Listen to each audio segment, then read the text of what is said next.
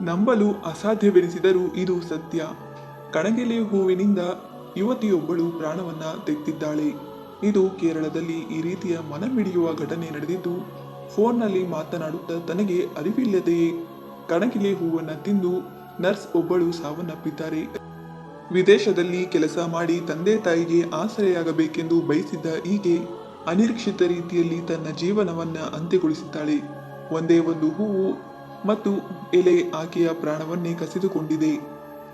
ಅಂದ ಹಾಗೆ ಈ ಘಟನೆ ನಡೆದಿದ್ದು ಕೇರಳದ ಅಲಪ್ಪುಳದ ಪರಿಪತ್ ಪ್ರದೇಶದ ಸುರೇಂದ್ರನ್ ಎಂಬುವವಳು ಮೃತ ಯುವತಿಯಾಗಿದ್ದಾಳೆ. ಈಕೆಗೆ ಯುನೈಟೆಡ್ ಕಿಂಗ್ಡಮ್ನಲ್ಲಿ ಕೆಲಸ ಸಿಕ್ಕಿತು. ಲಕ್ಷಾಂತರ ರೂಪಾಯಿ ಸಂಬಳ ಕೂಡ ಇತ್ತು. ಸೂರ್ಯ ಕೆಲವೇ ಗಂಟೆಗಳಲ್ಲಿ ಯುಕೆಗೆ ತೆರಳಬೇಕಿತ್ತು. ವಿದೇಶಕ್ಕೆ ಹೋಗುವ ಖುಷಿಯಲ್ಲಿದ್ದ ಈಕೆ ನೆರೆಮನೆಯವರನ್ನು ಮಾತನಾಡಿಸಿಕೊಂಡು ಬರಲು ಹೋಗಿದ್ದಳು. ಇಂಗ್ಲೆಂಡಿನಲ್ಲಿ ಕೆಲಸ ಸಿಕ್ಕಿದ್ದರಿಂದ ಅಕ್ಕಪಕ್ಕದವರಿಗೆ ವಿಷಯ ತಿಳಿಸಿ ಏರ್ಪೋರ್ಟ್ಗೆ ಹೋಗಲು ತಯಾರಿ ನಡೆಸಿದ್ದಳು. ಆದರೆ ಪ್ರಯಾಣಕ್ಕೂ ಮುನ್ನವೇ ಸೆಲ್ಫೋನ್ನಲ್ಲಿ ಮಾತನಾಡುತ್ತಾ ತನಗೆ ಅರಿವಿಲ್ಲದೆಯೇ ಓಲಿಯಂಡರ್ ಅಂದರೆ ಕಣಗಿಲೆ ಹೂವು, ಬಳಿಕ ಅದರ ಎಲೆಯ ಒಂದು ಭಾಗವನ್ನ ಸೇವಿಸಿದ್ದಾಳೆ.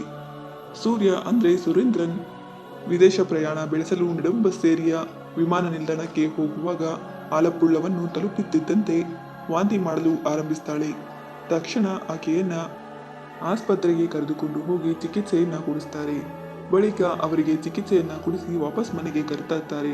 ಆದರೆ ಮನೆಗೆ ವಾಪಸ್ ಆಗಮಿಸುತ್ತಿದ್ದಂತೆ ಅವರ ಸ್ಥಿತಿ ಮತ್ತಷ್ಟು ಹದಗೆಟ್ಟಿದ್ರಿಂದ ಆತಂಕಗೊಂಡ ಕುಟುಂಬಸ್ಥರು ಪರುಮಲೈ ಆಸ್ಪತ್ರೆಗೆ ದಾಖಲಿಸಿ ಚಿಕಿತ್ಸೆಯನ್ನ ಕೊಡಿಸೋಕೆ ಮುಂದಾಗ್ತಾರೆ. ಆದರೆ ಚಿಕಿತ್ಸೆ ಫಲಕಾರಿಯಾಗದೆ ದುರದೃಷ್ಟವಶಾತ್ ಈಕೆ ಪ್ರಾಣವನ್ನ ಬಿಟ್ಟಿದ್ದಾಳೆ. ಕಣಗಿಲೆ ಗಿಡದ ವಿಷವು ಆಕೆಯ ಹೃದಯದ ಮೇಲೆ ತೀವ್ರ ಪರಿಣಾಮ ಬೀರಿದ್ದರಿಂದ ಈಕೆ ಪ್ರಾಣವನ್ನ ಬಿಟ್ಟಿದ್ದಾಳೆ ಎಂದು ಡಾಕ್ಟರ್ ವರದಿಯನ್ನ ನೀಡಿದ್ದಾರೆ. ಸ್ನೇಹಿತರೆ, ಕಣಗಿಲೆ ಎಲೆ ಬಗ್ಗೆ ಮತ್ತು ಹೂವಿನ ಬಗ್ಗೆ ಎಚ್ಚರ ಇರಲಿ. ಕಣಗಿಲೆ ಗಿಡದಲ್ಲಿ ಶಕ್ತಿಯುತವಾದ ವಿಷವಿದ್ದು ಇದು ಹೃದಯ ಮತ್ತು ನರಮಂಡಲದ ಮೇಲೆ ಪರಿಣಾಮ ಬೀರುತ್ತದೆ ಎಂದು ವೈದ್ಯರು ಎಚ್ಚರಿಸಿದ್ದಾರೆ. ಈ ಸಸ್ಯದ ವಿವಿಧ ಭಾಗಗಳು ಅನೇಕ ಆಯುರ್ವೇದ ಔಷಧಗಳಲ್ಲಿ ಉಪಯೋಗಕ್ಕೆ ಬರುತ್ತವೆ. ಈ ಗಿಡದ ಬೇರು, ತೊಗಟೆ, ಬೀಜ ಮತ್ತು ಇತರ ಭಾಗಗಳು ವಿಷಕಾರಿಯಾಗಿದ್ದಾವೆ ಎಂದು ಡಾಕ್ಟರ್ಗಳು ಹೇಳಿದ್ದಾರೆ.